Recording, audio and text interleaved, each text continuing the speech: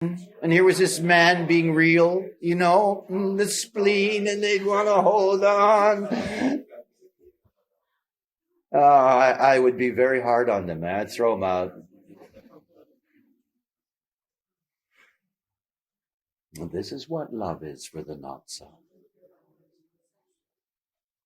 It's becoming obsessed with holding on to conditioning. That's all it is. It's just holding on so deeply to that conditioning. And you see, it doesn't work. It doesn't. The being itself is an empty being. The relationship, well, who actually is communicating in that relationship? Not who the beings are.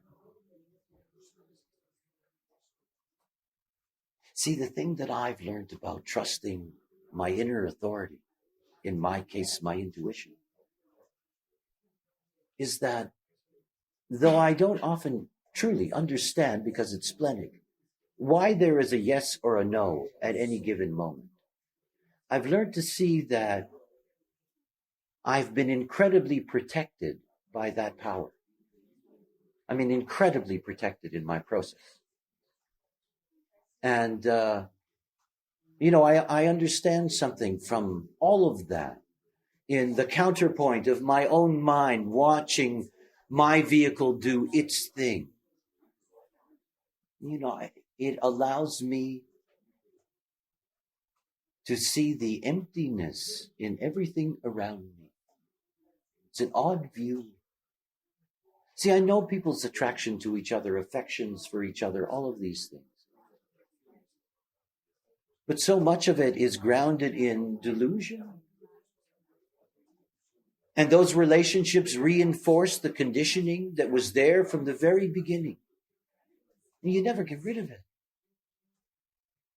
You don't. The best you can do is become an expert at being a not-self. I mean, we have most self-help kinds of things that are available are really ways of trying to hone your not-self. Give it a little gloss.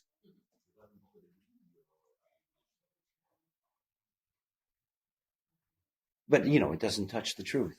It doesn't get to the core. It doesn't get to the basis of what this is all about. I've gone through years now of going so deep in this knowledge. I mean, so deep. Extraordinary places. There are so many fantastic things that can be discovered at that level. I've learned so much myself about the nature of being, the way things work. And for all the complexity and the beauty of this knowledge, it's still, for me, the most beautiful recognition is that it's the old, simple surface that remains the key. You see, to have the right people in your life is following your strategy and your inner authority. There is no other way. You cannot know whether somebody belongs in your life unless it's correct. How can you? And you cannot say, look, I'm working on my own process, and ignore what that means in your relationships to others while you're working on your process. And that you're allowing forces to be in your life that don't belong there. They don't. And it's not like you can handle them. You don't handle them. This is conditioning. This is receptors. This is the way things work. It goes on. You're not going to be able to block it, stop it. I can't stop somebody's emotional wave from going through me.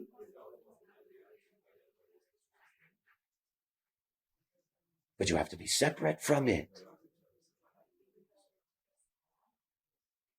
See this great irony about human design. It's so intellectual. It's so mindy. I mean, it really is. It's incredibly mindy. Eh?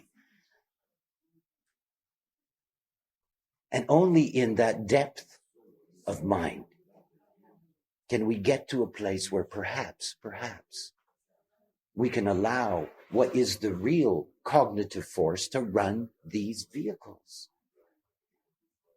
And that automatically, these are going to be sweet, wonderful, glorious relationships. I don't mean that. This is not pie in the sky stuff, This is just real world stuff. It may be your very design to enter correctly into relationships that are very difficult. But they will not damage you. They will not hurt you. They will not take you away from what is your strength and your correctness. It's the same thing with being correct on the material plane. It doesn't mean that everybody's going to get rich. It doesn't work that way. It means that what you do will be fulfilling for you, and you will be able to provide for yourself in a way that is correct. But you see, there's no halfway in any of this. There isn't. You see, it's a switch mechanism. If you think about personality running your life and design running your life, for millennia, personality, the switch has been on, and design, the switch has been off. This is what we're doing. We're going through a shift. We're turning off the personality switch. We're turning on the design switch. We're giving the vehicle, finally, its right to guide us precisely. It's all movement, It's all this beautiful, beautiful movement. If you could just understand how each correct decision aligns you in your movement. That you're not going to meet those forces that are not for you. And again, it doesn't mean they're good or bad. It just means you will meet forces that are correct for you to fulfill your purpose on this plane. And not the false purpose. Not the purpose of your conditioning and your openness, but the purpose that is there in your cross, that is there in your profile, that's there in the nuance of your design. And this is not something that comes intellectually. You see, when you live correctly, slowly but surely, your cross, your purpose, takes over in your life. It just takes over. No escape. I will be a clarion till I die. This is the way it goes. I only made noise when I was not self. It's the magic. And it all goes back to one very, very simple thing. It is the only thing in which, if you cannot be radical, you will never make it. I tell you, I know that now. I know that for sure.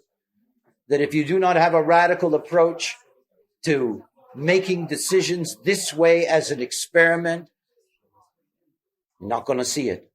You're not going to get there. And that each type has a different timetable. A generator has to be willing to commit a week of their life. That's all it takes. 1 week. Same for a manifestor. A projector has to wait 6 months. A reflector, a year, a lunar year, about 14 cycles.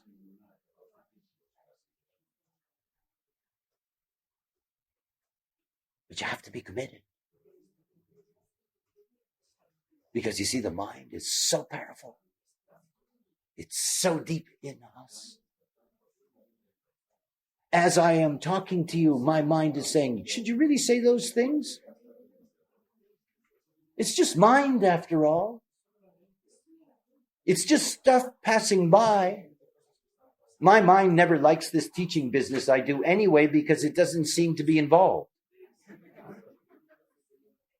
So it listens and comments and sometimes distracts me. It's just mine. I've learned to be amused by its ineptness, It's clumsy now. It doesn't really know how to get back control over me.